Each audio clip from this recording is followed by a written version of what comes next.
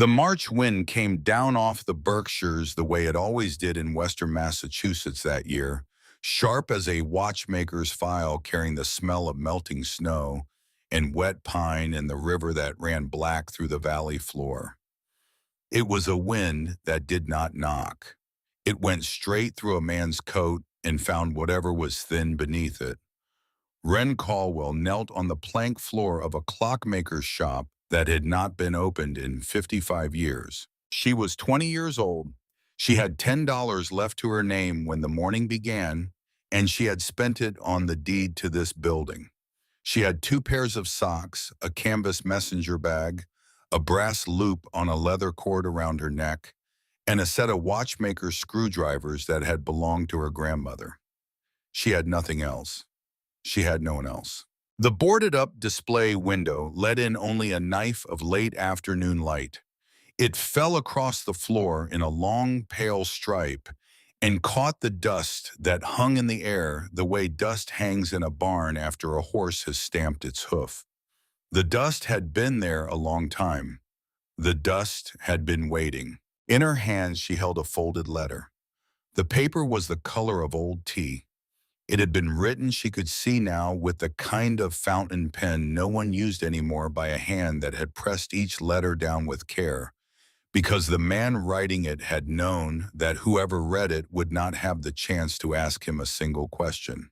In front of her on the floor lay 6 brass screws. They were brighter than anything else in this room.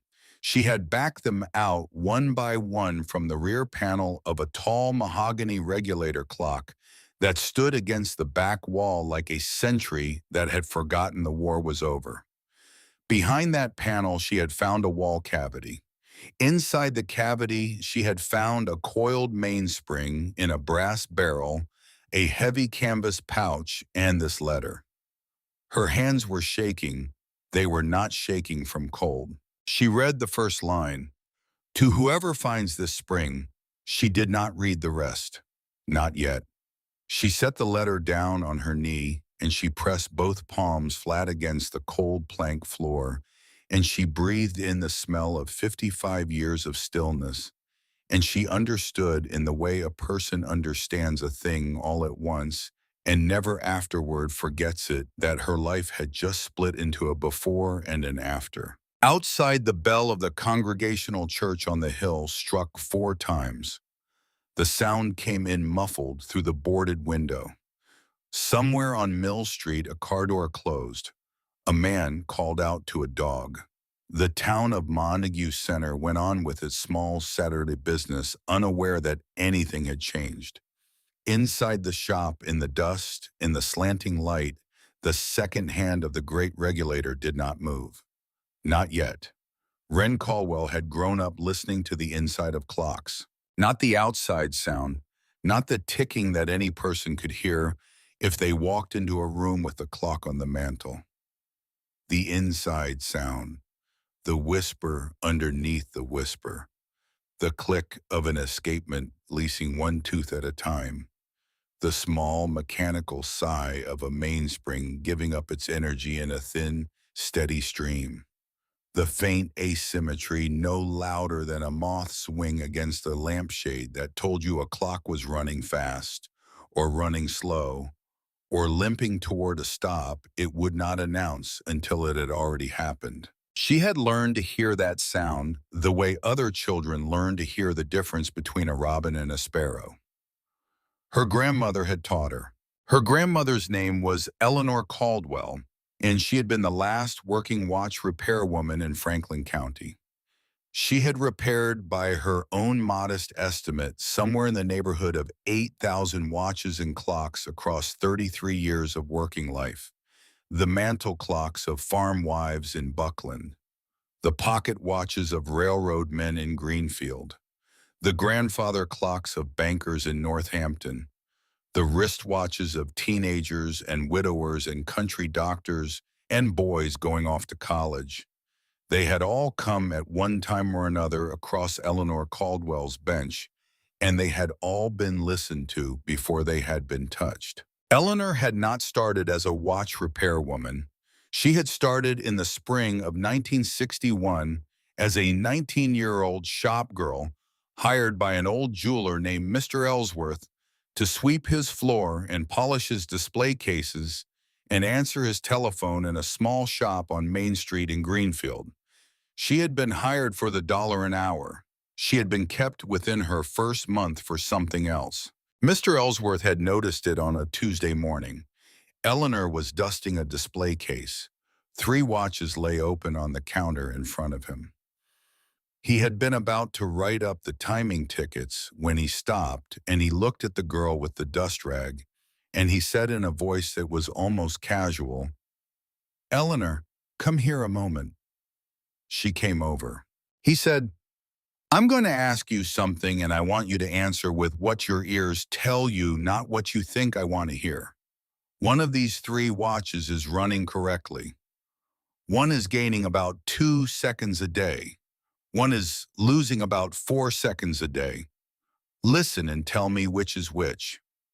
Eleanor stood very still over the counter for perhaps 15 seconds. The shop was silent except for the 3 small ticking sounds. Then she pointed. "That one is running right. That one is fast. That one is slow." Mr. Ellsworth looked at her over the rim of his glasses for a long time without speaking. Finally, he said quietly, "You have the ear, Eleanor. I have been looking for someone with the ear for 20 years. He trained her. Across the next 5 years, he taught her every single thing he knew. How to disassemble a movement plate by plate. How to clean each pivot in benzene with a horsehair brush no thicker than an eyelash. How to inspect a mainspring for the hairline fatigue cracks that meant it would fail within the year. How to seat a hairspring so that it breathed in perfect circles. How to listen to an escapement and hear in the rhythm of its tick whether the pallet was striking true." By 1966, Eleanor could do everything Mr. Ellsworth could do, and a few things he could not, because her ear was finer than his had ever been. That spring, on a Friday afternoon, Mr. Ellsworth signed the deed of the shop over to her for the legal sum of $1. He told her the price of the inventory was the next 33 years of her life. He told her she was going to spend them taking care of the shop. He turned out to be correct on both counts. Eleanor ran the shop on Main Street in Greenfield from 1966 until 1999, when arthritis made the fine work impossible. She married in 1965 a high school physics teacher named Walter Caldwell, who taught at Greenfield High for 28 years and who understood in the precise way that physics teachers understand things that his wife's gift was not magic, but a specific neurological capacity for fine pitch discrimination, perfectly suited to the one trade in the world where pitch discrimination paid the rent. Walter Caldwell never once complained about the smell of benzene on his wife's fingers at supper. He died in 1998. Eleanor closed the shop a year later after 56 birthdays. Eleanor and Walter had one son. His name was Curtis. Curtis Caldwell was Wren's father for the first 6 years of Wren's life, and then he was not her father for the next 14, because Curtis was a man who could not stop drinking. He lost custody of Wren when she was 6. He died of liver failure in a halfway house in Springfield when she was 12. He had never married Wren's mother, a woman named Marin, who had left Greenfield when Wren was 2 years old and had never come back. Wren did not know where Marin was. She had stopped wondering when she was 10. The state of Massachusetts placed her when she was 6 with a family in Greenfield named the Warrens. Vernon and Beth Warren. They were decent people. They were decent in the limited and accurate way that good foster parents are decent. They fed her, they clothed her, they drove her to school in the mornings, and they signed her permission slips, and they bought her a winter coat every 2 years from the Sears and Hadley. They also did not love her exactly because the Warrens had 3 biological children of their own, and Wren had understood at the age of 6 without anyone telling her the unspoken hierarchy of the household. Biological children first, foster child second. She had been second for 12 years. She had learned to occupy less space than she needed. She had learned to need less attention than she required. She had learned to make herself small enough that the household could continue to accommodate her the way a careful guest learns the habits of a kitchen in which she is not entirely welcome. She slept after the youngest Warren boy turned 12 and needed his own bedroom on a fold-out cot in the alcove at the end of the upstairs hallway. The cot had a thin mattress and a crocheted afghan that smelled faintly of cedar. The cot had been comfortable enough. The fixed point in Wren's universe was Eleanor. Every Saturday from the age of 6, Wren walked the 2 miles from the Warrens' house on Federal Street to Eleanor's house on Elm Street in any weather, in winter coats too thin and summer shoes too small with the loop on its leather cord around her neck, because Eleanor had given her that loop for her 7th birthday and had told her never to take it off when she was working. Eleanor had set up a small repair bench in her kitchen after closing the shop. Longtime customers still brought their pieces to her, the ones who could not bear the idea of letting any other hands than Eleanor's touch their grandmother's clocks. They came to the back door and they sat at the kitchen table, and Eleanor served them coffee, and after they left, she carried the work to the bench in the corner under the south window, where the light was best in the late morning, and she sat there with Wren on a wooden stool beside her, and she taught her granddaughter how to listen. The first lesson came the first Saturday. Wren was 6 years old. She had been at the Warrens for 3 weeks. She had cried herself to sleep every one of those nights into the corner of the unfamiliar pillow where no one could hear. She had not cried in front of any person. Eleanor did not ask her about it. Eleanor set a small mantel clock on the bench, a plain walnut, Seth Thomas with a brass dial, and she said in a voice that was neither soft nor hard, but exactly even, "Press your ear against the case. Tell me what you hear." Wren pressed her ear to the warm wood. "Ticking," she said. "Listen harder," Eleanor said. "The ticking is the outside of the clock. I want you to hear the inside." Wren listened harder. After a long moment, she heard beneath the ticking a smaller and more precise sound. A click and a release. A click and a release. Quiet, steady. "That's the escapement," Eleanor said. "That is the heartbeat. If the heartbeat is even, the clock keeps time. If the heartbeat limps, if one side of the swing is just a fraction longer than the other, the clock drifts. You will not see it on the dial for a week, but you will hear it tonight if you know how to listen." She paused. "Can you hear it limping?" Wren listened for what felt like a long time. "No," she said finally. "It sounds even." "Good," Eleanor said. "It is even. This clock is healthy. Now I am going to show you a sick one." She brought a second mantel clock out from the cupboard. Wren pressed her ear to it. The escapement sound was different. The click on one side was by the smallest margin, a little louder, a little later than the click on the other. A tiny asymmetry the size of a held breath. "That one's limping," Wren said. Eleanor looked at her. She did not smile.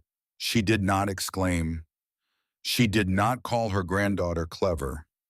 She only looked at the small girl on the wooden stool with the loop still too large around her neck, and she said the same sentence Mr. Ellsworth had said to her in the spring of 1961. "You have the ear." Wren did not understand at 6 what the sentence meant. She understood it now. The Saturday visits went on for 12 years.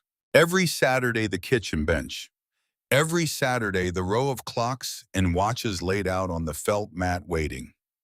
Every Saturday, Eleanor's hands growing slower and more crooked with each passing year as the arthritis crept up her fingers like a tide, doing the small fine work for as long as her hands could still do it.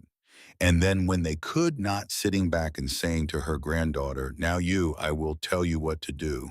By the time Wren was 10, she could disassemble a simple mantle clock movement and put it back together without losing a single screw. By 12, she had done her first repair on a customer's piece, a small brass carriage clock that had belonged to a retired professor at Deerfield Academy. The professor had picked it up the following Saturday and had held it to his ear and had said very quietly, "It sounds different. It sounds younger."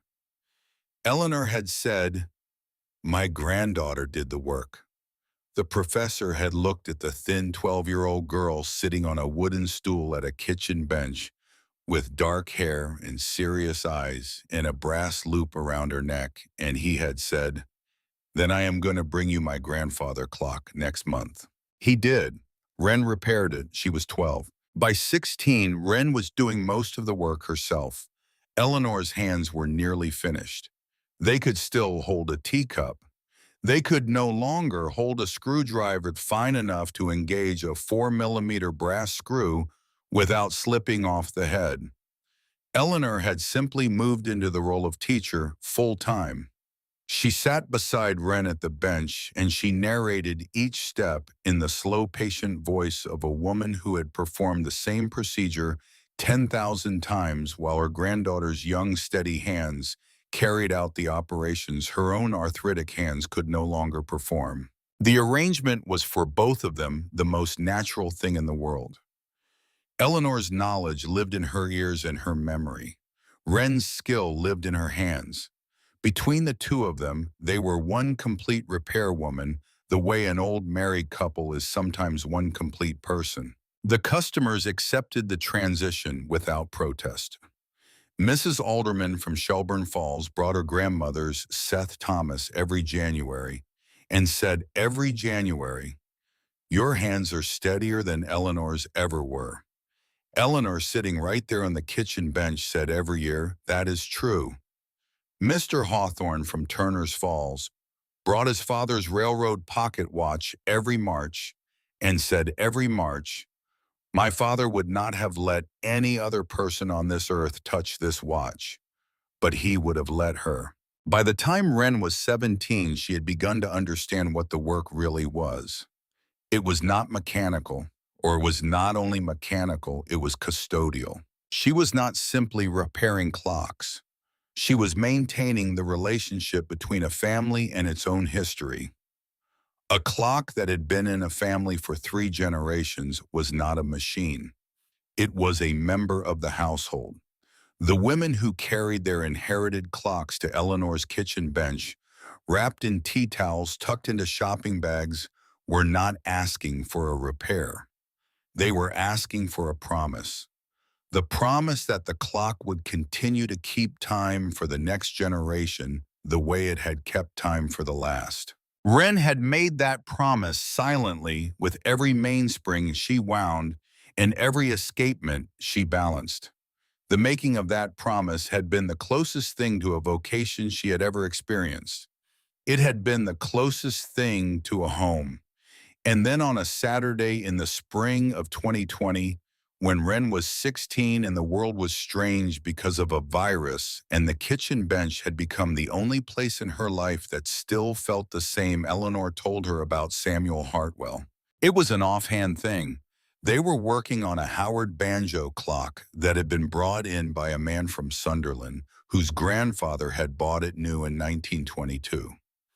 Eleanor was watching Wren reseat the pendulum suspension spring. The afternoon was warm. The window over the bench was open, and the smell of lilac was coming in from the side yard. "There used to be 7 clockmakers' shops in this county," Eleanor said. She said it the way an old woman says a thing because she has been thinking about it, and the thought has reached the surface. 7, at the peak of the trade. By the time I started, there were 2. By 1969, there were none. Wren looked up from the bench. What happened to them? What happens to every trade? Time moves, fashions change, battery clocks came in, quartz watches came in.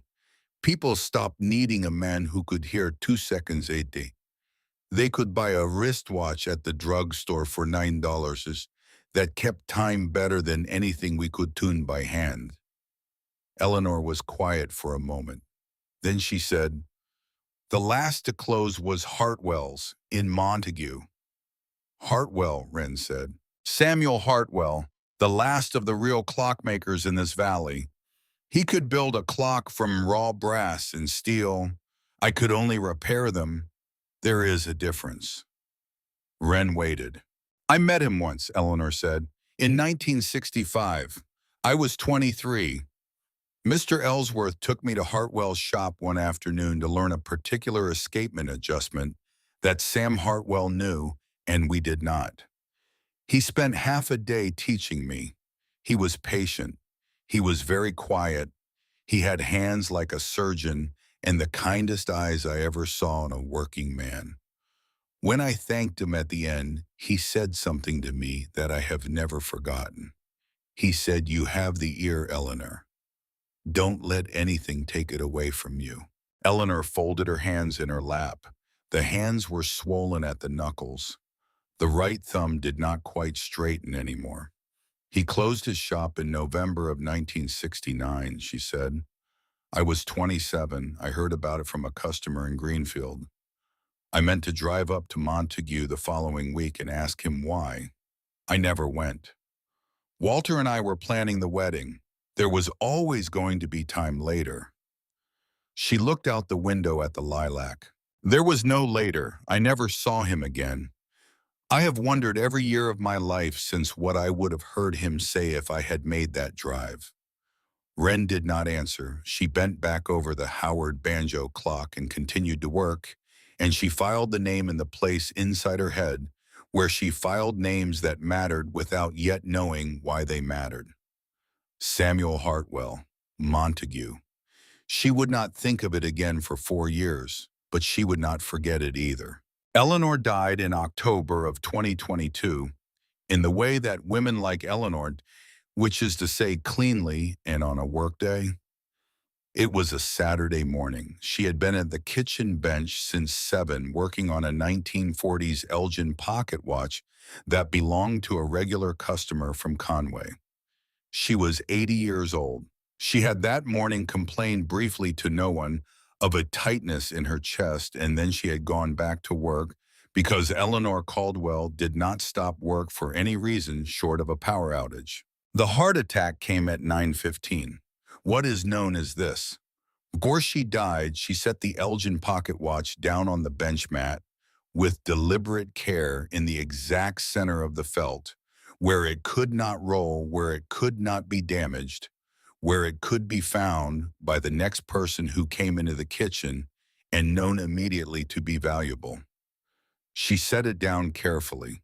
She did not damage that watch, not even in the last 10 seconds of her life. Wren came over for the regular Saturday visit at 11.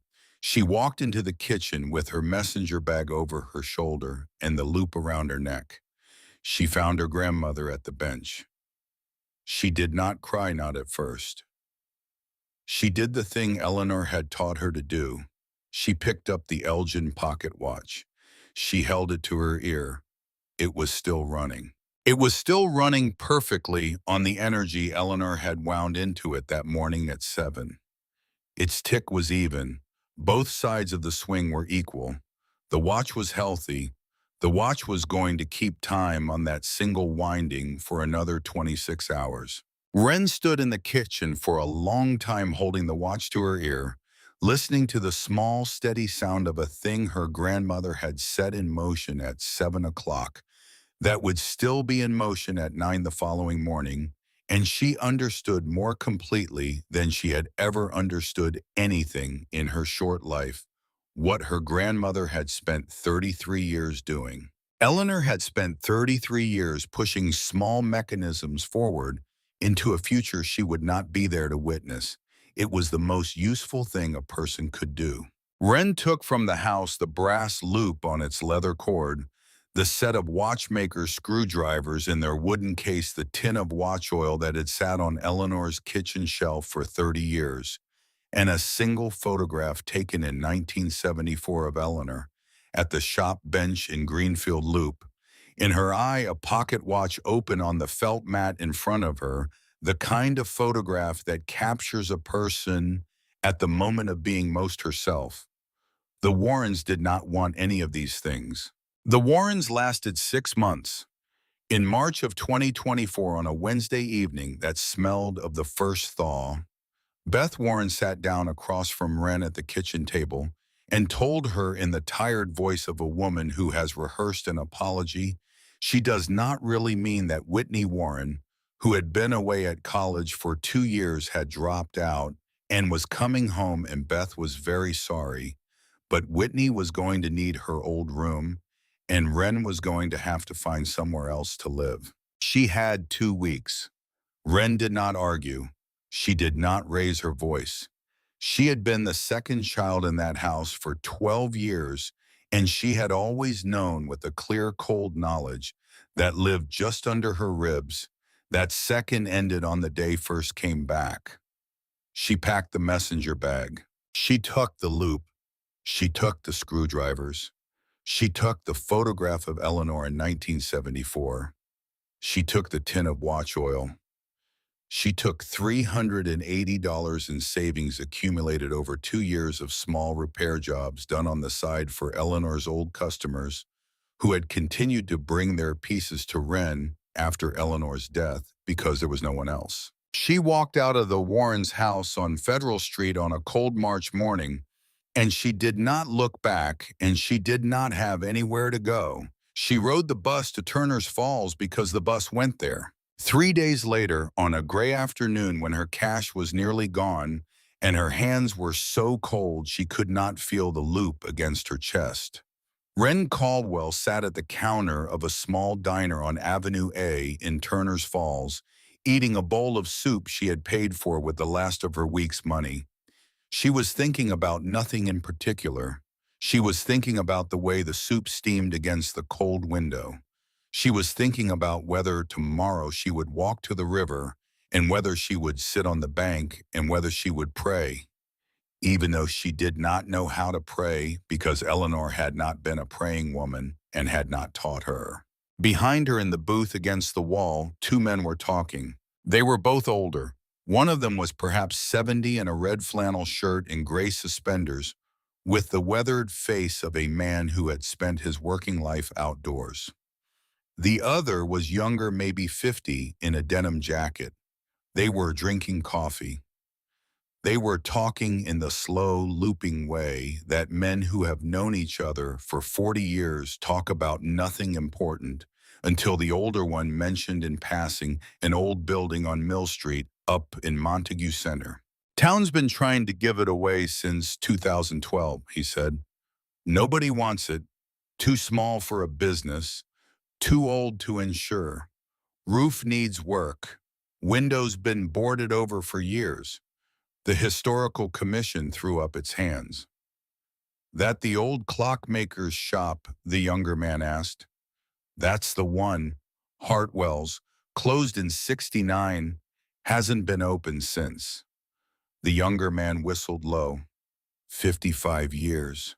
More than 55. He locked the door in November of '69 and walked the key over to the town clerk's office and put it on the counter and told her to hold it for whoever came next. Old Mrs. Pemberton was the clerk back then. She's been gone 20 years. The new clerk, Rachel Buckley, she still has that key in a drawer, just sitting there. Wren had stopped eating. She sat very still on the counter stool. The soup steamed. The wind pushed against the window of the diner and rattled the loose pane. Behind her, the older man laughed a short, dry laugh. "Town would just about pay you to take it off their hands," he said. $10 and a signature. Whole shop, tools and all. Anyone fool enough to want it. Wren turned around on her stool. She had $4.17 in her pocket. She had in her savings account $340 in change. She had a brass loop around her neck.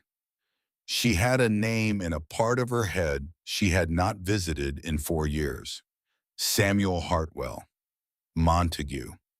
She looked at the old man in the red flannel shirt, and she said very quietly, the way Eleanor used to speak when she was about to ask a question whose answer would change the rest of the day. "Excuse me, sir, where exactly is that shop?" The old man looked at her for a long moment over the rim of his coffee cup. He took in the thin coat, the brass loop, the messenger bag on the stool beside her. He took in perhaps something else as well. Something about the stillness with which she had asked the question. He nodded once slowly as if confirming a thought he had not spoken. "Mill Street Montague Center," he said, "right next to the old Grange Hall. You can't miss it. It's the one with the boarded window and the sign that still says Hartwell." He paused. "You interested, miss?" Wren Caldwell looked down at the soup in front of her. It was nearly cold. The window of the diner shook with the March wind. Somewhere out in the gray afternoon in a town she had never been to, on a street she had never walked, a brass key had been waiting in a drawer for 55 years for someone to come and ask about it. "Yes, sir," she said, "I am." The next morning at the small office of the Montague town clerk, a woman named Rachel Buckley stamped a deed without ceremony, took $10 in cash from a girl she had never seen before, and reached into the bottom drawer of her desk and brought out a heavy brass key on a worn leather fob. She set the key on the counter between them. She did not let go of it right away. "This key is original to the building," Mrs. Buckley said. "Samuel Hartwell's key. He locked the door in November of 1969 and brought it to this office and set it on this counter and told my predecessor, Mrs. Pemberton, to hold it for whoever came next. We have been holding it for 55 years." She looked at Wren over the rim of her glasses. Her eyes were tired and kind. "I guess you're next." She let go of the key. Wren picked it up. The brass was warm from the drawer. The leather of the fob was soft and worn smooth, the way the handle of a tool gets soft when one man's hand has worked it for 35 years. She closed her fingers around it. She could feel faintly the impression of another set of fingers that had worn the metal down before her. She walked out of the clerk's office. The wind off the Connecticut River was sharp. The sky over Montague Center was the color of pewter. She walked 2 blocks east and then 1 block north, and there it was. A narrow clapboard building, 2 stories, built in 1898. The clapboard front had buckled along the sill where rain had gotten under it. The display window had been boarded over with weathered plywood. Above the door, in faded gold lettering that had once been beautiful, the sign still read, "Hartwell Clocks." Wren Caldwell stopped on the sidewalk in front of the door. She was 20 years old. She had 10 fewer dollars than she had owned an hour ago. She had a brass key in her hand that had been waiting in a drawer since the year her grandmother got engaged. She brought the key up to the lock. Her hand was shaking. She did not know yet, standing on that sidewalk on Mill Street, that the lock was going to turn smoothly because Samuel Hartwell had oiled it the morning he closed the shop. She did not know yet that 55 years of stillness were waiting for her on the other side of that door. She did not know yet about the 6 brass screws. She slid the key into the lock. The key turned smoothly. It turned the way a key turns when the lock has been oiled by a man who knew he was leaving and who wanted the next person, whoever they would be, to find the door easy. Samuel Hartwell had put 3 drops of clock oil into that mechanism on the morning of November 11th, 1969, before he had walked the key 2 blocks to the clerk's office. The oil had been doing its quiet work for 55 years. Wren Caldwell pushed the door open. The hinges did not creak. They sighed the way an old man sighs when he sits down at last in his own chair. The door swung inward into a darkness that smelled of dust and old wood and something else. something fainter and harder to name, the ghost of coffee that had been brewed on a small kerosene burner in the back corner of the room a very long time ago. She stepped over the threshold. The afternoon light came in behind her, a pale rectangle on the plank floor. Beyond that rectangle, the room was shadow. Wren stood inside the doorway and did not move for a full minute. She did what Eleanor had taught her to do in old rooms. She waited. Eleanor had told her on a Saturday when she was 9 that every old room had a rhythm of its own, and that a person who walked into an old room talking or moving or turning on lights would never hear that rhythm. The room would be too startled to speak. You had to stand still inside the doorway.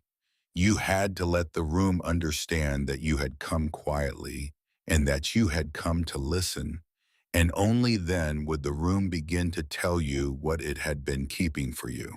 Wren stood inside the doorway. The room was long and narrow, plank floor gone gray with the dust of 2 generations, plaster walls webbed with hairline cracks, a pressed tin ceiling with a stamped floral pattern dim but still legible under 55 years of cobweb. Along the left wall ran a workbench low and broad, with small drawers built into its skirt. Along the right wall, a series of empty shelves, the kind of shelves that had once held finished pieces awaiting pickup. A small kerosene heater in the back corner, a glass-fronted display case beside the boarded window, with one carriage clock visible inside it, dusty but intact. And against the back wall, floor to ceiling, the master regulator. It stood the way a tall man stands when he has been waiting a long time. Mahogany case, deeply red, even through the dust, with a glass door in the front and brass hinges that had blackened with time. White enamel dial, Roman numerals, a long brass pendulum hanging motionless in its case, the bob the size of a man's fist. The hands of the clock were fixed at 4:47 in a position that looked accidental, but Wren would understand later was not. She walked toward it slowly. The plank floor flexed faintly under her boots. Each step she took stirred the dust into a small drifting cloud that hung in the slanting light from the open door. She did not turn on a light. There was no light to turn on. The electric service to the building had been disconnected. Sometime in the 1980s, the town clerk had told her that morning, and would have to be reapplied for at her own expense. She stopped in front of the clock. She set her messenger bag down on the workbench. She took out from inside her coat the brass loop on its leather cord, and she put the cord over her head. She unfolded her grandmother's small set of screwdrivers on the bench beside the bag. She did all of this without thinking, because her hands had done it 10,000 times in Eleanor's kitchen, and her hands knew how to begin. Then she opened the glass door of the regulator. The hinges were stiff. She had to pull gently. The door swung outward and revealed the movement inside. Wren Caldwell stood very still and looked at what she saw. The brass plates of the movement were dark with the grease of 100 years and the dust of 55. The gear train was intact. The escapement was intact. The pendulum hung from its suspension spring motionless and undisturbed, but the mainspring barrel was empty. The barrel was the heart of the clock, the place where the energy lived. A clock without its mainspring was not a clock. It was a sculpture of a clock. The barrel had been removed, and not by accident. The arbor was clean. The retaining clip was missing. Whoever had taken out that mainspring had done so on purpose, with care, with the gentleness of a surgeon removing a heart from a body he intended to bury. Wren stood there for a long time and looked at the empty barrel. In her chest, something was turning here. Not panic, not disappointment. Something older than both. The same feeling Eleanor had described to her once on a long afternoon at the kitchen bench, when she said, "Sometimes you open a clock and you find that the last person who worked on it was telling you something." Listen, always listen for what they were telling you. The empty barrel was telling her something. She whispered to no one in particular in the gray light of the still room, "Who are you? What did you do?" The room did not answer. Not yet. She stepped back from the clock. She turned in a slow circle, taking in the workbench, the shelves, the small heater, the glass display case. She walked over to the workbench and she pulled open the small drawers one at a time. And what she found in them was the second thing she would never forget about that afternoon. Every tool was where it should be. Tweezers in the tweezer drawer. Mainspring winders in a graduated set from smallest to largest in their wooden tray. Screwdrivers sorted by blade width in a felt-lined slot. A complete set of pivot files. A small brass bench vise. A staking set. 2 horsehair brushes, one for benzene and one for oil, hung on a tiny brass hook that someone had screwed into the underside of the bench. A bottle of clock oil dried to a thin amber crust at the bottom but still present. The drawers had not been emptied.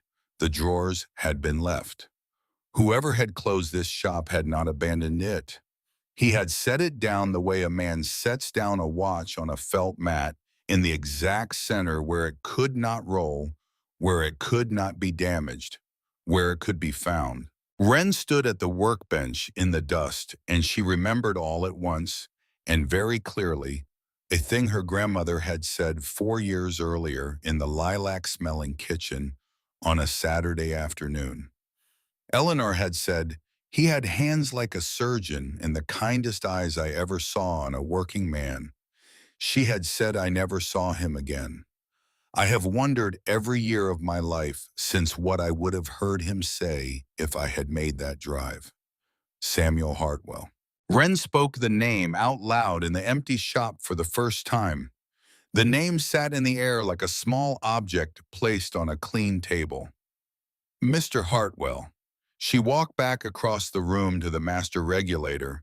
She crouched beside it. She set her hand on the side of the case. The mahogany was cool and smooth under her palm, the way a horse's neck is cool and smooth when it has been standing in the shade. She said very quietly, "Why is your spring missing?" Then she stood up and she did what Eleanor had taught her to do when her ears could not answer a question. She let her eyes try. She walked slowly around the clock. She bent at the waist and looked at the case from below. She straightened and looked at the case from above. She walked behind the clock into the narrow space between the case and the back wall of the shop, and she crouched down again, and she shone the small flashlight she had taken from her messenger bag onto the rear panel of the clock. She saw it almost immediately. 6 brass screws. They were holding the rear panel of the case in place. There was nothing unusual by itself about 6 brass screws holding a rear panel. What was unusual was their color. The screws were bright, not new, but bright. The brass had only the faint patina of 50-some years of indoor air. It had not blackened. It had not corroded. It had not aged the way the brass on the rest of the clock had aged across 126 years of standing in this room. These 6 screws were not original to the case. They had been put in later. They had been put in, Wren understood, with the particular clarity of a person who had been trained from the age of 6 to read the small evidence of human intention by a man who wanted that panel to come off again someday. He had used new screws because he had wanted whoever came next to see them. He had wanted them to be visible. He had been leaving a sign. Wren reached over to the bench. From the 3rd drawer down, she selected one of Samuel Hartwell's own brass-handled screwdrivers, the size that fit a 6mm brass slot screw. The handle was the color of honey. It had been handled by a man's right hand for a very long time. There was a faint thumbprint worn into the wood just below the ferrule. She placed her own thumb in that worn place. It fit. Her hand began to shake. She closed her eyes for a moment and made it stop. She brought the screwdriver to the first screw and she set the blade into the slot and she turned. The screw came out smoothly. It dropped into her open palm with a small dry weight. She set it on the floor beside her knee. She moved to the second screw. The second screw came out. The third, the fourth, the fifth. Her breath was very shallow now. The shop was very quiet. Outside on Mill Street, the wind was rising. She could hear it in the bare branches of the maple at the corner. She could hear from somewhere far away the bell of the Congregational church marking the half hour. She turned the sixth screw. It came free. The rear panel of the master regulator, an inch and a half of solid mahogany that had been in place since the year Richard Nixon was sworn in, sagged forward under its own weight by perhaps a quarter of an inch. Wren caught it with her left hand. She lifted it gently away from the case and laid it down on the floor beside her. Behind the panel, in a recessed cavity between the inside of the clock case and the lath and plaster of the back wall of the shop, three things were resting: a coiled mainspring in a brass barrel, the mainspring of the master regulator, the heart Samuel Hartwell had taken out of his clock on the afternoon of November 11th, 1969, a heavy canvas pouch the size of a man's two fists put together. The pouch had a drawstring of brown twine. Through the canvas faintly, Wren could feel small round shapes stacked. And on top of both, a folded letter in a cream-colored envelope sealed with a small dab of red wax. The envelope had no name on it. Or rather, the envelope had every name on it.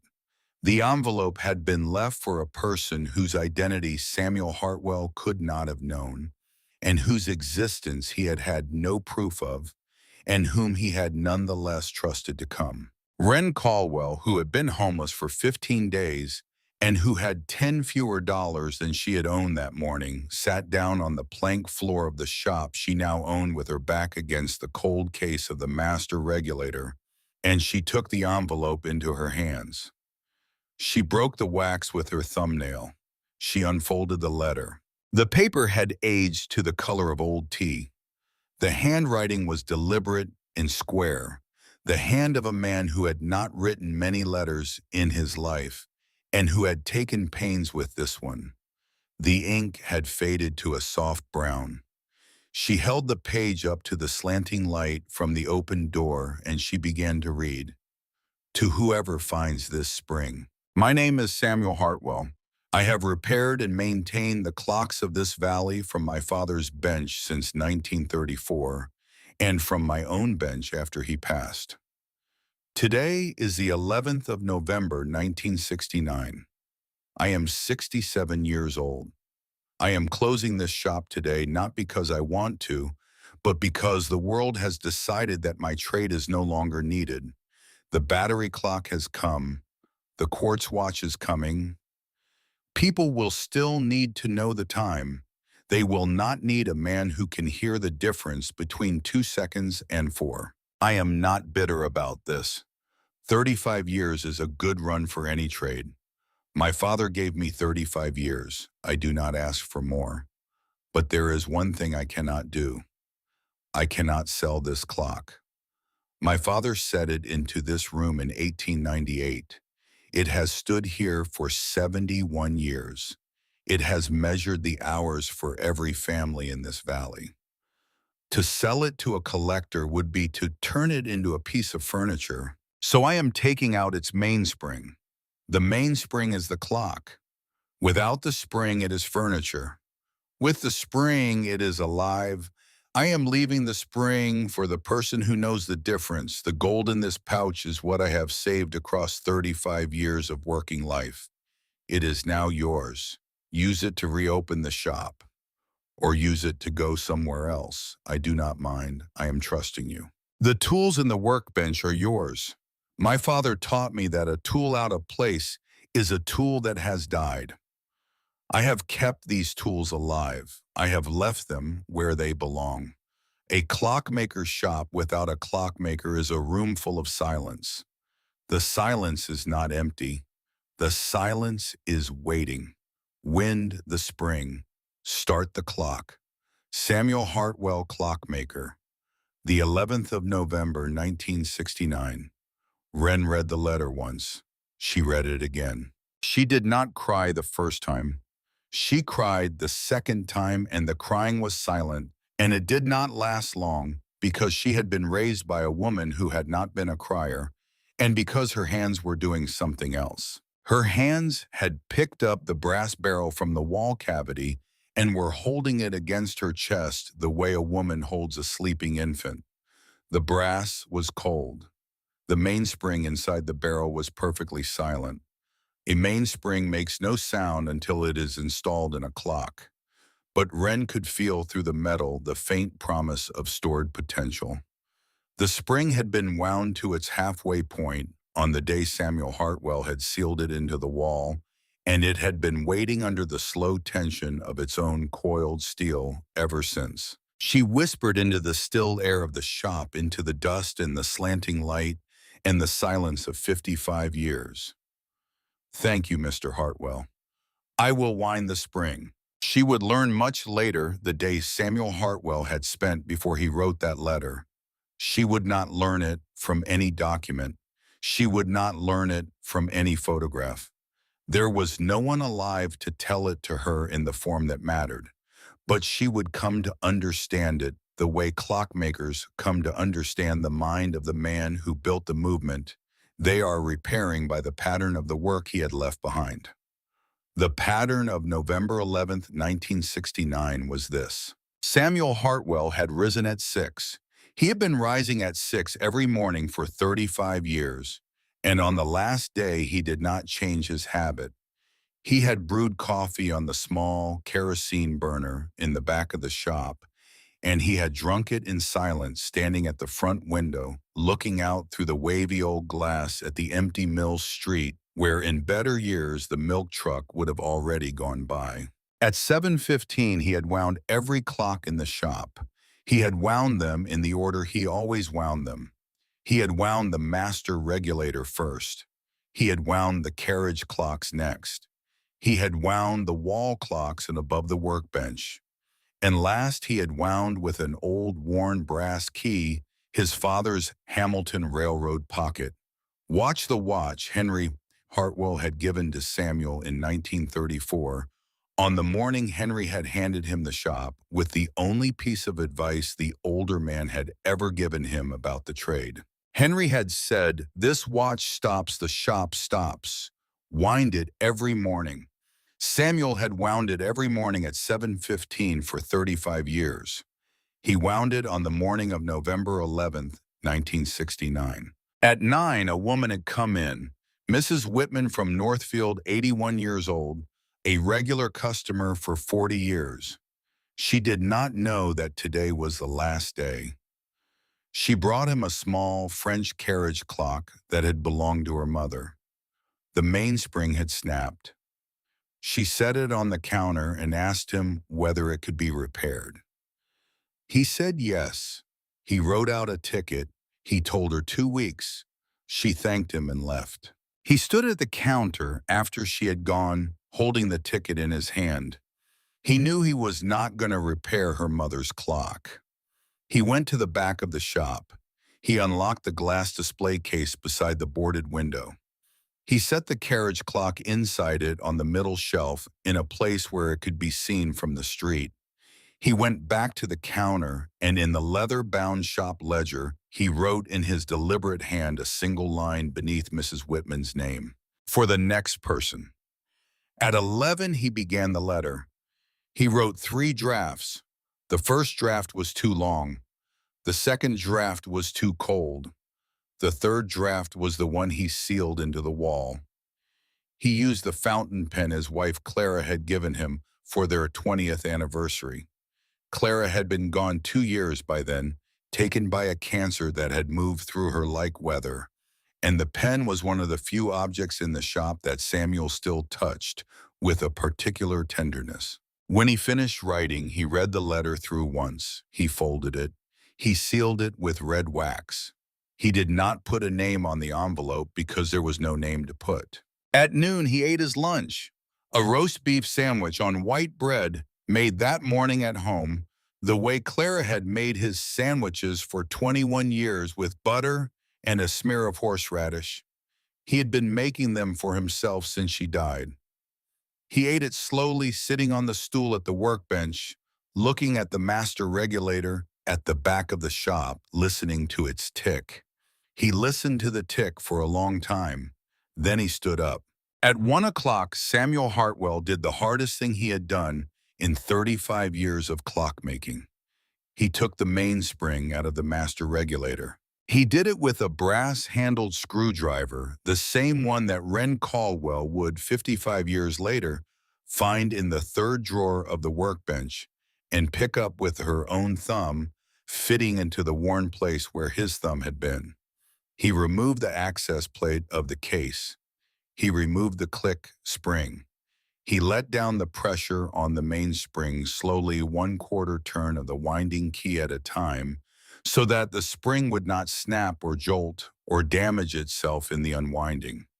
He removed the barrel from its arbor. He had to stop 3 times. He had to stop because his hands were shaking and because he had not cried in front of any person in his life, not at his father's funeral in 1934, not at his daughter's leaving in 1966, not at his wife's bedside in 1967, but he had to stop and sit down on the stool at the workbench while his hands shook because what he was doing was the closest thing to grief his body had ever carried. When the barrel was free, he held it in both hands against his chest the way a man holds a sleeping child he has carried up the stairs.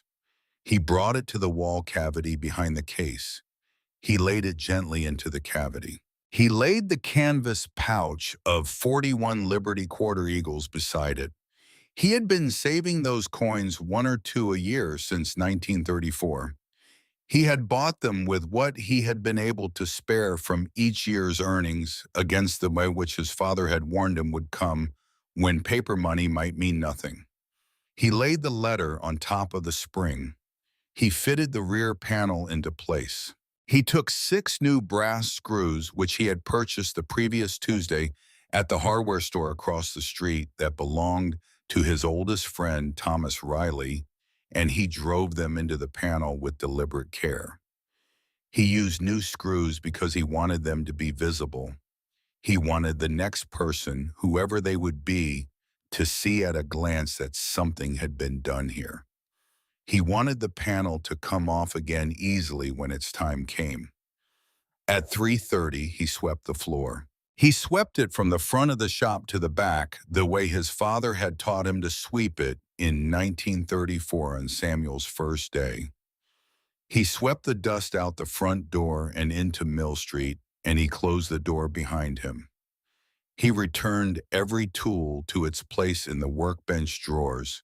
He did not take a single one home. He had told the truth in the letter. The tools belonged to the shop. The tools belonged to whoever came next. At 4:47, the master regulator stopped. It stopped because the residual swing of the pendulum with no spring to drive it ran down at last. He stood in front of the clock and watched the pendulum slow and slow and slow and finally come to rest in dead center. The second hand stopped between the 8 and the 9. The minute hand stopped at 4:47. He did not move the hands. He let the clock stop where the clock had decided to stop. At 5 o'clock, he put on his coat. He turned out the kerosene heater. He stood in the doorway of the shop for a long moment and looked back at the room he had walked into every working day for 35 years. The light from the boarded window was gone. The shop was almost dark. The master regulator stood at the back wall in silence. He said to the room in a voice no other person heard, "I'll be seeing you." Then he closed the door and he locked it with the brass key, and he walked the 2 blocks to the office of the town clerk. The clerk in 1969 was a woman named Frances Pemberton. She was 50 years old. She had known Samuel for 30 years. She had brought him her mother's wristwatch in 1948 and her son's first pocket watch in 1962, and Samuel had repaired both for less than the work was worth because that was the kind of man he was. When he came in that afternoon and set the brass key on the counter and pushed it across, she did not at first understand what he was doing. She said, "Sam, what's this?" He said, "Closing the shop today, Francis." Today. She looked at the key, she looked at his face. She had known him long enough to know that there was no point in talking him out of it. She said more quietly, "Who's the key for Sam?" He thought about her question for a moment. Then he said the only true answer he had, "For whoever comes next." "Sam," she said, "who's coming?" "I don't know, Francis. Someone will. Maybe in a year, maybe in 50. I don't get to know. My job is to leave it ready." Ready for what? He looked at her, and she would remember for the rest of her life the expression on his face. It was not the expression of a man giving up. It was the expression of a man making a delivery, the expression of a man who had carried a parcel a long way and was now setting it down on the counter, and who could already feel the weight of it lifting from his shoulders. He said, "Ready for the person who will know the difference between a clock and a piece of furniture." Frances Pemberton put the brass key into the bottom drawer of her desk, and she locked the drawer, and she did not take that key out again for the next 38 years of her working life. When she retired in 2007, she handed the key in the same drawer to a young woman named Rachel Buckley, who had just been hired as her replacement. Mrs. Pemberton said on her last day, "There is a key in the bottom drawer. It belongs to the old Hartwell shop on Mill Street. Sam Hartwell left it here in 1969 for whoever came next. We have not yet had anyone come next. Do not throw that key away. Do not give it to a contractor. Do not give it to the Historical Commission. Hold it until the right person asks for it. You will know when she comes that she is the one. Do you understand?" Rachel Buckley said yes. Miss Pemberton said, "Good, Erstein," and went home and lived another 9 years and died in her sleep on a Sunday morning, having never spoken of the key to anyone else. Rachel Buckley held the key for 17 years. She held it in that bottom drawer through 3 town managers and 2 renovations of the clerk's office and 1 fire that nearly took the whole building. She held it through 55 total years of waiting.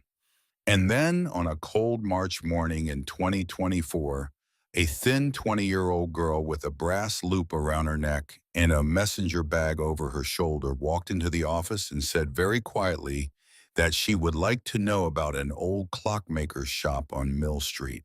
Mrs. Buckley reached into the bottom drawer. She did not need to ask the girl any questions. Mrs. Pemberton had told her that she would know. Mrs. Pemberton had been right. Wren did not know that afternoon sitting on the plank floor, with her back against the master regulator and the letter in her hand, any of these things. She did not know about Mrs. Whitman or about Frances Pemberton. She did not know about the drafts of the letter. She did not know about the lunch. She knew only what was in front of her: the spring, the pouch, the page of brown ink. She refolded the letter. She placed it carefully on the workbench in the exact center on a clean spot of felt that she wiped first with the corner of her sleeve. She picked up the canvas pouch. She loosened the drawstring. She poured a small handful of the contents into her palm. 41 gold coins, Liberty Quarter Eagles. The dates range from 1901 to 1968. A man's working life expressed in metal. She looked at the gold for a long time. She did not think about money. She thought about the years. Each coin was a year. Each coin was a Tuesday in some November, When Samuel Hartwell had walked to the bank in Greenfield and exchanged a portion of his earnings for a small, dense disc of metal he had then carried home and placed in a pouch in a drawer in his workbench, because his father had told him in 1934 that a wise man kept some part of his savings in a form that could not be inflated away. She poured the coins back into the pouch. She drew the string tight. She set the pouch on the workbench beside the letter. Then she turned and looked at the master regulator. She said to the silent clock in a voice that was very steady, the voice of a young woman who has just been given a charge by a man she will never meet. "I am going to wind your spring, Mr. Hartwell. It is going to take me a while, but I am going to do it." She did not start that night. She did not have the tools she needed. She did not have the cleaning solvent. She did not have the oil. She did not have the strength left in her hands after the day she had had to do work that demanded a steady hand. She had learned from Eleanor that a clockmaker who tried to work tired ruined more than she fixed. She stood up from the floor. She picked up her messenger bag. She put the loop back inside her coat. She left the letter in the pouch and the brass barrel on the workbench in the center, and she walked to the front of the shop, and she closed the door behind her, and she locked it with Samuel Hartwell's brass key.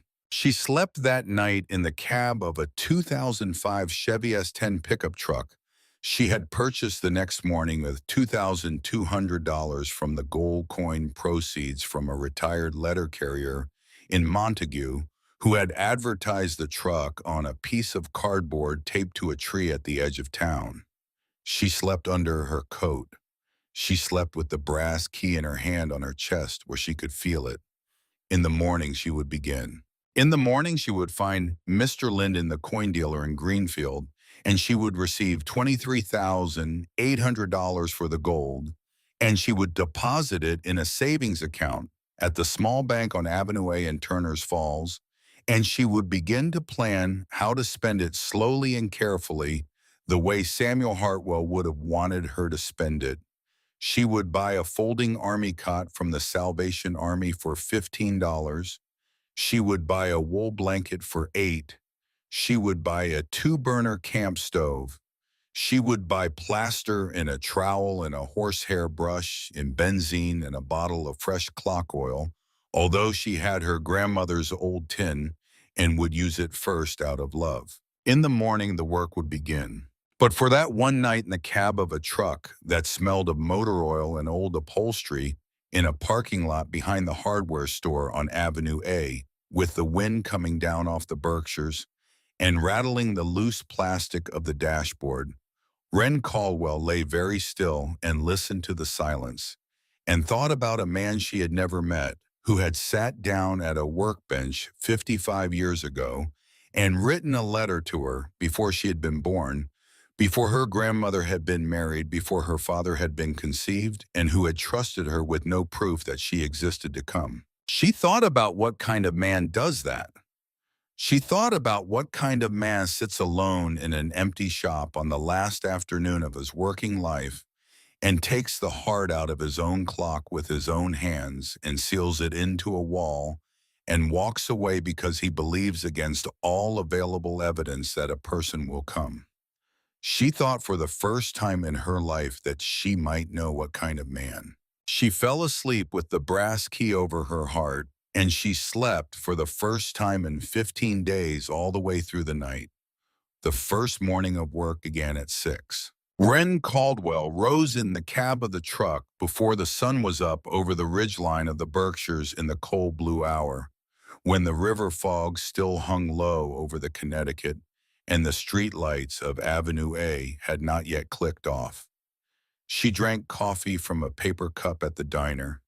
She walked the half-mile to the shop. She unlocked the door with the brass key. She stepped inside.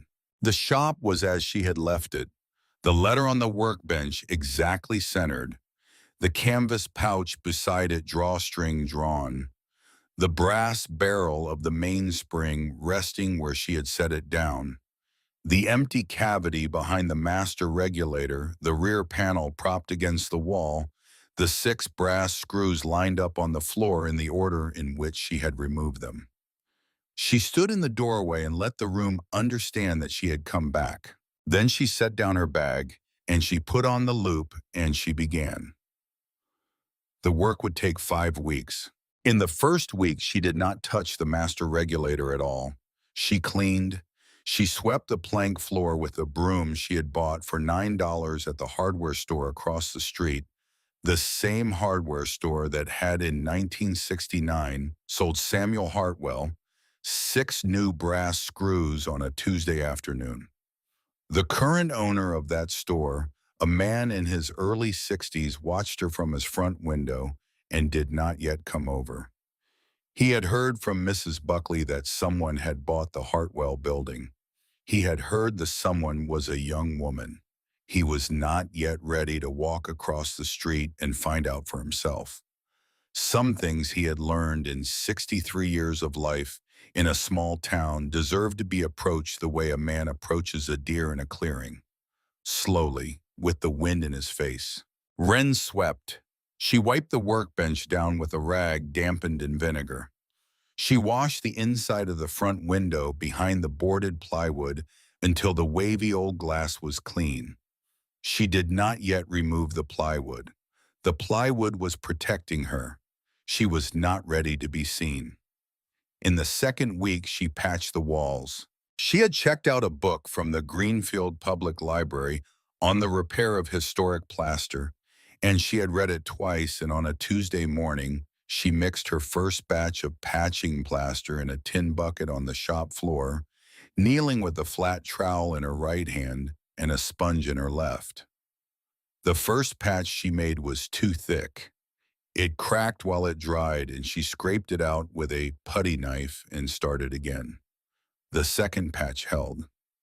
By Friday, she had patched every hairline in the front room, and the walls were smooth and pale, and the pressed tin ceiling above them looked sharper than it had since the Eisenhower administration, the stamped floral pattern visible for the first time in decades. Mrs. Buckley came on the third Saturday. She came in a cardigan and sensible shoes carrying a cardboard box, and she did not knock. She pushed the door open with her hip the way a woman pushes open the door of her own kitchen. She set the box down on the workbench. "I am not," she said, "going to have Sam Hartwell's successor starve to death in his own shop. He would haunt me. He would haunt you too, and he would be right too. Here is a coffee pot. Here is a cast iron skillet. Here are 2 plates, 2 mugs, a fork, a knife, a spoon, and a paring knife. Here is a bag of groceries." Rachel Buckley, the town clerk, who is 58 years old and has her own opinions about what a young woman needs in a kitchen. You can disagree with me later. For now, you can eat. Wren did not know what to say. Mrs. Buckley looked at her and her face softened. "Sit down, child. Drink some coffee. I want to tell you something." They sat. Mrs. Buckley poured the coffee from a thermos she had brought. The thermos coffee was better than the diner coffee. They drank it in silence for a moment. Then Mrs. Buckley spoke. "I met Samuel Hartwell once. I was 22 years old. I had just been hired at the clerk's office. My grandfather had died the month before, and he had left me a small silver pocket watch that he had carried for 40 years, and the watch had stopped on the day of his funeral. I do not know if you believe in such things. I am not sure I do either, but the watch had stopped that day and I could not bear it.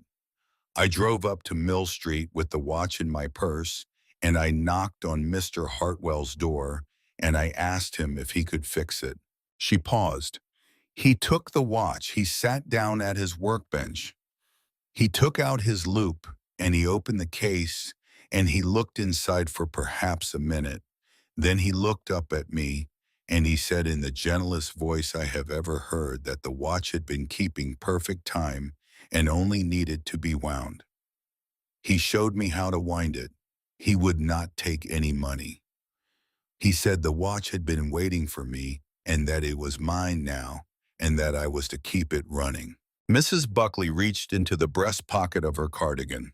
She drew out a small silver pocket watch on a thin chain and she set it on the workbench between them. I have wound this watch every morning for 36 years, she said. It has not stopped once.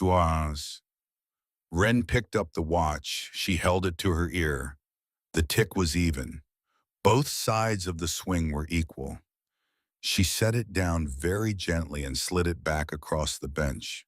Mrs. Buckley smiled at her, and her eyes were wet, but she did not cry. Women like Mrs. Buckley did not cry over coffee on a Saturday morning. She put the watch back into her pocket. She stood up. She picked up her empty thermos.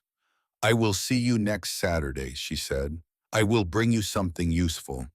I do not yet know what. She came back the following Saturday with a small bookshelf her husband, she said, was going to throw out. She came every Saturday after that for the rest of the spring and the summer and the fall and into the winter, and she always brought something. A bag of apples from her own tree, a pair of work gloves, a box of tea, a wool sweater, a small electric lamp with a green glass shade because the electrician had finally come and turned the power on in the shop, and Mrs. Buckley said it was uncivilized to do fine work under a bare bulb. She never stayed long. She drank her coffee. She listened when the master regulator was running again to its tick. She said, "It sounds right." She left. By the third week, Wren was inside the master regulator. She had laid the movement out on a clean linen cloth on the workbench, plate by plate, pivot by pivot, wheel by wheel. She had cleaned every part in benzene with the small horsehair brush from Samuel's drawer, the brush that had been waiting in its slot for 55 years and had come back to life in her hand the first time she dipped it into solvent.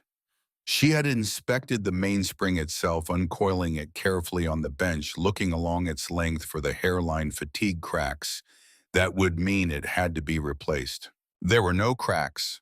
The spring was sound. The spring had been wound to its midpoint on November 11th, 1969, and held there in stillness in the wall for 55 years. It was tired, but it was not broken. She reseated the spring in its barrel. She seated the barrel on its arbor. She hooked the inner end of the spring to the winding post. She engaged the click spring. She replaced the barrel bridge and the mainspring bridge. She oiled the pivots, 1 drop each, with the watch oil from Eleanor's tin, the same oil that had been on the kitchen shelf in Greenfield for 30 years, the same oil her grandmother had used on the last clock she had ever repaired. By Friday of the third week, the movement was clean and assembled and ready. The pendulum was hung, the case was closed. The clock was in every visible respect restored. She wound it. The mainspring took the wind. The gear train engaged. The escapement began to tick. It ticked for 47 seconds. Then it stopped. She tried again. 30 seconds. Stop. 12 seconds. Stop. She took the movement out of the case again. She laid it on the linen cloth. She inspected every pivot under the loop. She inspected the escapement. She checked the depthing of the wheel teeth. She checked the suspension spring. She found nothing. She put it back together. She wound it. 8 seconds. Stop. By 2 o'clock in the morning of what should have been her last night of work, Wren Caldwell sat on the plank floor of the shop with her back against the master regulator, and she cried. She cried the way she had not cried since the morning she had walked out of the Warrens' house. She cried because she had spent 15 days on this clock, and the clock would not run for 1 full minute. And because she had spent $20,000 of Samuel Hartwell's gold on a building that might not in the end become a shop, And because she was 20 years old and she was alone and she had begun for the first time to wonder whether her grandmother had been wrong. She wondered in the dark whether the ear had been a kindness Eleanor had told her about, because Eleanor had loved her. She wondered whether the customers who had said all those years that her hands were steadier than Eleanor's had been telling her the truth or telling an old woman a kind thing in front of her granddaughter. She wondered whether she was going to have to leave the shop. She wondered where she would go. She thought about the truck. She thought about driving west. She thought about Pittsfield and Albany and beyond. Albany, the long, flat highway that would take her into a country where no one knew her name. She thought about leaving the brass key on the workbench for whoever came after her, and she thought about how that would be a betrayal not just of Samuel Hartwell, but of her grandmother and of the small girl she had been at 6 on the kitchen stool the day Eleanor had said, "You have the ear." She sat on the floor and she cried, and the shop was silent, and her hands hung limp at her sides, and she was as low in that moment as she had ever been in her life. And then she did the last thing that she could think of to do. She pressed her ear very carefully against the wooden case of the master regulator. In the silence of the dead clock, she listened. She listened the way Eleanor had taught her at 6 years old on a kitchen bench in Greenfield. She listened past the silence. She listened for what was supposed to be there. And for a moment, a faint moment, a moment, she would later be unable to describe to any other person because there was no language for it. She heard a thing. It was not a sound. It was the absence of a sound. It was the shape in the silence of where the tick should have been. It was the way the air in the case held itself, the small particular hush of an escapement that wanted to swing and could not because something was by a fraction of a millimeter in the wrong place. She pulled her head back. She wiped her face on her sleeve. She got up off the floor. She went to the workbench. She opened the third drawer. She took out the tray of small files. Beneath the tray at the bottom of the drawer was a thing she had noticed on her first morning and had not yet looked at. It was a leather-bound notebook. It was small, the size of a man's palm. The leather was worn dark at the corners. She had assumed it was empty. She picked it up now in the lamplight, and she opened it. It was not empty. It was Samuel Hartwell's bench notebook. The handwriting was the same hand that had written the letter. The dates ran from 1934 to 1969. It was Wren saw with a slow gathering clarity, a record of every adjustment Samuel had ever made to the master regulator. A clock journal, a diary kept by a man who had loved a clock for 35 years and had wanted to remember everything he had learned about it. She turned the pages. The early entries were in a younger man's hand. They recorded routine winding, oiling the replacement of a pivot in 1941, a cleaning in 1948. The middle entries grew longer. Samuel had begun by 1952 to write small notes about the clock's behavior. The clock ran fast in the heat of August. The clock ran slow in February.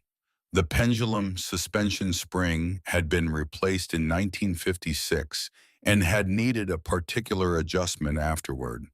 She turned to the last entries. The very last entry was dated November 10th, 1969. The day before he had closed the shop. It read in his deliberate square hand the writing of a man who knew that he was leaving and who was making one last attempt to leave a map. To whoever serves this clock after me. The palate on the third tooth has over 35 years taken a wear pattern that is unique to the way I tilt my head when I listen. The escapement requires a left-hand bias of approximately 0.2 of a millimeter to compensate. Without this bias, the escapement will appear to be properly seated, and the clock will refuse to run for more than a few seconds. Apply the bias. The clock will then run for another generation. Wren read the entry twice. She laughed once a single broken sound, and tears came to her eyes again. But this time they were not tears of grief. They were tears of being seen. Samuel Hartwell had reached forward through 55 years of silence and had set his hand on her shoulder and had said, "Here is the thing you do not yet know. Here is the small private thing that I alone knew about this clock and that I am giving you now." She took the movement apart again. She found the palette on the third tooth. She found the wear pattern faint but unmistakable under the loop. She took the smallest Arkansas oil stone from Samuel's drawer, and she trued the palette face working by feel and by the angle Samuel had described, and she applied the left-hand bias of 0.2 of a millimeter, and she put the movement back together. She wound the spring. She set the pendulum swinging. The clock ticked. It ticked for 10 seconds, 30, a minute, 2 minutes, 5. It did not stop. The sound filled the shop, a steady, even unhurried tick. The kind of tick a master regulator is meant to make. The kind of tick that travels into the plaster walls and the plank floor and the pressed tin ceiling and settles there and does not leave. The shop, which had been silent for 55 years, was no longer silent. Outside on Mill Street, the false dawn was just beginning.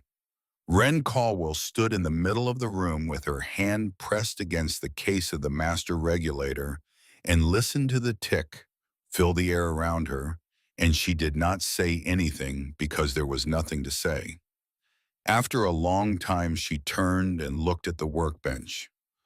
Samuel Hartwell's letter was still there in the center where she had left it 5 weeks before. She walked over and picked it up. She held it for a moment. Then she folded it back along its original creases, and she opened the small drawer at the bottom of the workbench, and she laid the letter inside on top of the bench notebook, where it would be safe and where it would be found again by whoever came after her in some year she could not yet imagine.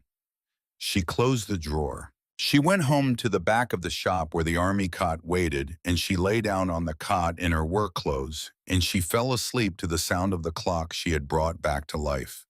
In the weeks that followed, the customers came. The first was Mrs. Coleman, a retired schoolteacher from Deerfield, who had heard from Mrs. Buckley that the Hartwell shop was open again. She brought a mantel clock that had belonged to her mother that had not run in 6 years. The mainspring was broken. Wren replaced it in 2 days. When Mrs. Coleman came to pick it up, she held the clock against her ear, and she closed her eyes, and she said in a voice softer than any voice she had used in the shop before that moment, "It sounds right." It was the highest compliment Eleanor had ever taught Wren to listen for. Wren did not say so. She only nodded. The second was Mr. Pell, a dairy farmer from Gill, who came in a barn coat and brought a pocket watch that had been in a drawer for 20 years. His father had carried it for 40 years before that. He wanted his grandson to have it when the boy graduated high school in May. Wren cleaned the movement, replaced the crystal, and adjusted the escapement. Mr. Pell paid her $120 in a live laying hen in a wire crate. He set the crate on the workbench and looked at her gravely. "I do not know if you eat meat," he said. "I do not know if you keep birds. But I thank a person according to my own customs, and my customs include a hen. Her name is Doris. She is a good layer." Wren accepted the hen. She kept her behind the shop in a small fenced run she built that weekend out of scrap lumber, and Doris produced an egg every morning for the next 3 years. The third customer was the retired Deerfield Academy professor, the man whose carriage clock Wren had repaired when she was 12 on a Saturday in Eleanor's kitchen. He came on a Tuesday afternoon in May. He was 81 years old now. He set a pocket watch on the workbench, a Hamilton Railroad grade timepiece that had belonged to his father, and he looked at her over the rim of his glasses and said, I have been waiting, my dear, for you to have a shop. I knew you would. I have been keeping this watch in a drawer for 9 years for this day. She fixed it that afternoon. He told his colleagues at the academy. They told their friends. By June, Wren had work for 4 months out. In July, a man named Edward Thorne drove down from Deerfield in an old BMW and parked outside the shop and stood in the doorway for a full minute, listening to the master regulator tick before he spoke. He was 58 years old. He owned a clock restoration workshop in Deerfield, the only serious one in western Massachusetts. He had heard about Wren from the professor. He said without preamble, "Who taught you?" She said, "My grandmother, Eleanor Caldwell." "Who taught her?" "A man named Mr. Ellsworth." He was silent for a long moment. Then he said very quietly, "I knew Lyman Ellsworth."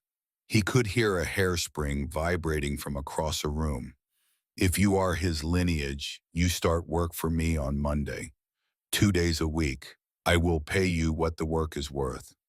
She started Monday. She worked for him every Monday and Tuesday from that summer forward, and she did her own shop work the rest of the week. On the first Monday, as she was leaving his workshop in the late afternoon, Edward Thorne stopped her at the door. He said, "You sign your work as Hartwell and Caldwell." "Yes, sir." "I met Sam Hartwell once in 1968. I was 19. I had just started my apprenticeship in Springfield, and I drove up to Montague to ask him if he would take me on as a student. He turned me away. He said the trade was dying and he could not in good conscience take a young man's years for a craft that was ending. But he bought me a cup of coffee at the diner across the street, and he sat with me for an hour, and he told me where I might apprentice instead. He paid for the coffee. He said, "You will find the trade somewhere else, son." And I did. I have been waiting 56 years to thank him. He looked at her. "Will you tell him for me, Wren, the next time you are alone in your shop? Will you say that Eddie Thorne sends his thanks?" She said yes. She drove back to Montague with her hands shaking slightly on the steering wheel, and that night alone in the shop with the master regulator ticking, she said it out loud. She said, "Mr. Hartwell, Eddie Thorne sends his thanks." She did not feel foolish. She felt like a woman delivering a letter. In August, on a Saturday afternoon, the door of the shop opened and an older woman walked in. She was 76 years old. She was in a wool coat the color of slate. She was carrying a small carriage clock, wrapped in a flannel cloth in a canvas bag against her chest. She set the bag down on the workbench. She did not introduce herself. She looked instead around the room, slowly. Her eyes moved across the workbench, the shelves, the master regulator, the small green-shaded lamp Mrs. Buckley had brought the row of customer clocks awaiting work. Her eyes filled, and she made no move to wipe them. She said in a voice that was steady but not certain, "I have not stood in this room since the summer I was 14 years old, the summer of 1962. Wren went very still. The older woman turned to her. "My name is Margaret Hartwell. I am Samuel Hartwell's daughter." Wren put down the loop. She gestured to the visitor's stool by the bench, the one Mrs. Buckley sat on when she came. Margaret Hartwell sat. She did not unwrap the carriage clock. She folded her hands in her lap. She began slowly to speak. "In the summer of 1962, I was 14. My father wanted to teach me his trade. He did not say so directly. He simply sat me down at the bench every Saturday, and he put work in front of me, and he told me what to do, and he watched. I tried. I tried as hard as I have ever tried at anything. I had good hands. I had patience. I had a head for it, but I did not have the ear. I could hear the tick. I could not hear the limp. And by the end of the summer, he had stopped giving me work, and I knew. He never said it. He did not have to." She paused. In 1965, when I was 17, I bought a cheap electric watch at a department store in Holyoke, and I came home and I held it up to him and I said, "Father, this one never needs to be wound." I thought I was teasing. I was not teasing. I was punishing him. I have known that for 60 years. I left Montague in 1966 and I went to Worcester and I trained as a nurse. I came back for my mother's funeral in 1967. My father worked through that funeral. I thought he did not love her. I have since understood that the bench was the only place he knew how to be. I did not understand it then. I held it against him for many years. My father died in 1976. I came home to settle his affairs. I went to find the key to this shop and I could not find it. I went to the town clerk, who at that time was Mrs. Pemberton, and she told me that my father had left the key for whoever came next and that whoever was it was not me. I was 28 years old. I was angry. I stayed angry for a long time. She drew a breath. She reached into the inside pocket of the wool coat. She brought out an envelope yellowed with age, the flaps soft from having been opened and refolded many times. In my father's will, there was a separate letter for me. I am going to read it to you. She unfolded the page. Her hands were old hands, blue-veined and careful, but the hands did not shake. She read, "Not shake. Margaret, my dear daughter, there is something in the shop I have hidden for the person who will come. I know that you have wanted for many years to be that person. I am sorry, I cannot give you the shop. The shop will die in your hands, not because you do not love it, but because it requires an ear you do not have. And to give it to you would be to ask you to keep alive a thing that will only break your heart. You are not less daughter because you do not have the ear. You are more. You have a whole life I never had. You left this room. You have a wider world than my bench. That is what I wanted for you. That is what your mother wanted for you. If one day the person comes and opens the wall, please go and meet them. Not to take anything back, only to know that what we made has been given to the right hands. It will be a late joy for you and for me. Forgive me, I have always loved you." Margaret folded the letter. She put it back in the envelope. She put the envelope back in her coat. She did not cry. She had cried, she said, a long time ago. "I have driven past this shop every year on Thanksgiving for the last 47 years, she said. The lights have always been off. The door has always been locked. Last week I drove past and I heard a clock ticking through the door. I sat in my car for 30 minutes. I came inside today because I have been waiting for you for 55 years. She looked at Wren. "You are the one. I brought this clock, which was my mother's, because I wanted my father's successor to be the one to repair it. I am not bitter about the gold. My father chose well. I am glad his trust was not wasted." Wren did not speak. She could not. She reached across the bench, and she took the older woman's hand in both of her own, and she held it. The two of them sat that way for a long time. Wren repaired the carriage clock in 3 days. It had not run since 1967, when Clara Hartwell had died and Samuel had wound it for the last time and put it away in a box. The mainspring needed replacing. The pivots needed oiling. The escapement needed adjustment. Wren did all of it slowly with great care because she understood, in a way she had never understood, about any other piece, that this clock was not a clock. This clock was Margaret's mother. This clock was the last thing Margaret had to keep alive. When she was finished, she wound it. She set the pendulum swinging. The tick was even. Both sides of the swing were equal. Margaret returned. She picked up the clock. She held it against her ear the way Eleanor had taught Wren to hold a clock at 6 years old, and she closed her eyes and she said very softly, It sounds like my mother is in the next room. She tried to pay. Wren would not let her. Wren said the only thing she could think of, your father paid for this 55 years ago. In November, the phone rang in the shop, an old rotary phone Wren had bought at the flea market for $9, and Beth Warren was on the other end of the line. Beth did not apologize. Beth was not a woman who apologized. But Beth asked Wren how she was, and the asking was for Beth a substantial act. Wren told her about the shop. Beth was quiet for a long moment. Beth said your grandmother would be proud of you. Wren said she would be here. The call lasted 4 minutes. It was enough.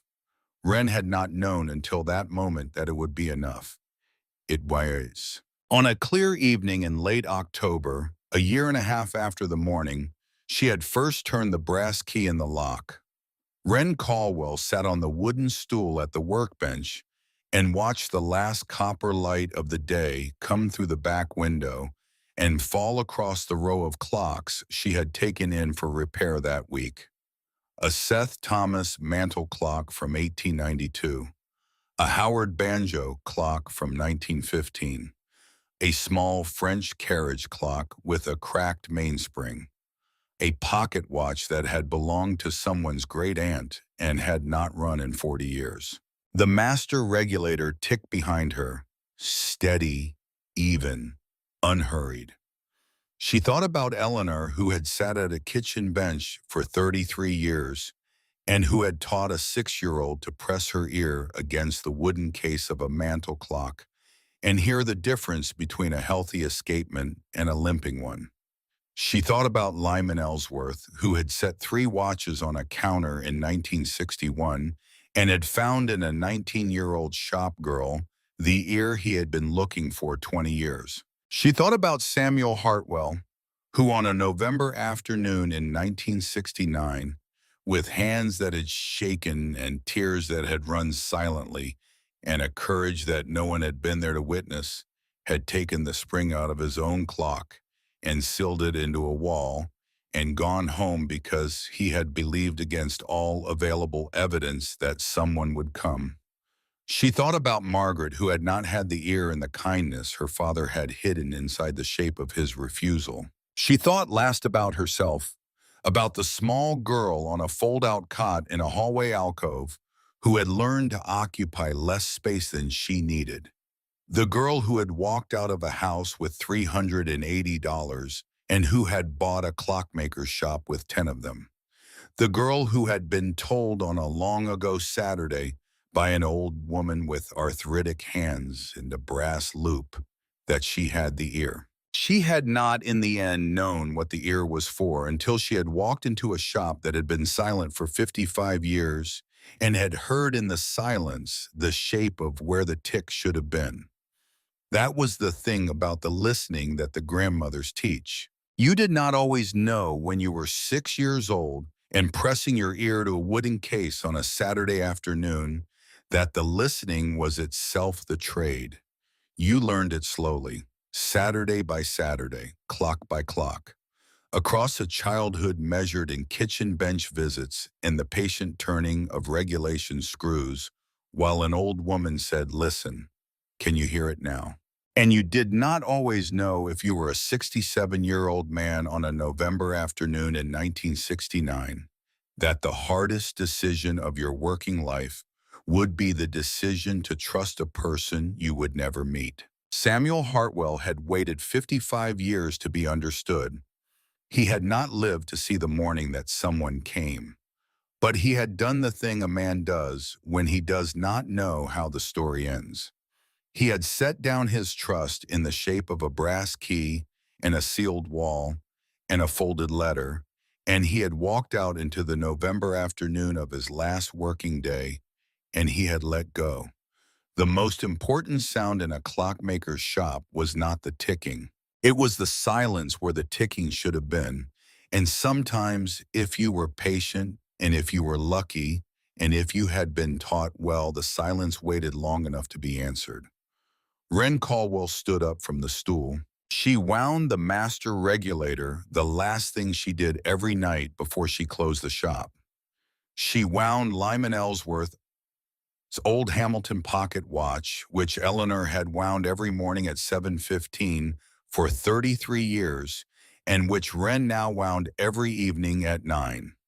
She wound Henry Hartwell's Hamilton, which had been lying in a velvet cloth in the bottom drawer of the workbench when she found it, and which she had decided after reading Samuel's notebook to bring back to life. The three watches ticked together on the bench. They had been wound by 4 different hands across 103 years, and they were ticking now on the last evening of October in a small shop on Mill Street in Montague Center, at a workbench beside a window that looked out at the river. She turned out the workshop light. She left the small green-shaded lamp burning. She stood in the doorway of the shop for a long moment, the way a man had stood in that doorway on the afternoon of November 11th, 1969, and she looked back at the room, the master regulator at the back wall, the cot in the corner, the plank floor, the bench, the rows of clocks waiting their turn. She closed the door. She locked it with Samuel Hartwell's brass key. Wren Caldwell had been 20 years old and homeless. She had spent $10 on an abandoned clockmaker's shop on a side street in a small river town in the Pioneer Valley of western Massachusetts. It was the best $10 she ever spent. It was also the best $10 Samuel Hartwell ever received, because 55 years before on a cold November afternoon, he had placed a question into a wall. He had asked it without an answer. He had asked it on faith. Will somebody know? And on a March morning in 2024, a young woman with a brass loop around her neck and $10 in her pocket had walked into his shop and answered with her hands, with her ears, with her whole working life ahead of her, yes. Sometimes the answer takes 55 years. Sometimes it takes a lifetime. But if a man asks the right question, and if he trusts the answer comes, that is what a clockmaker knows.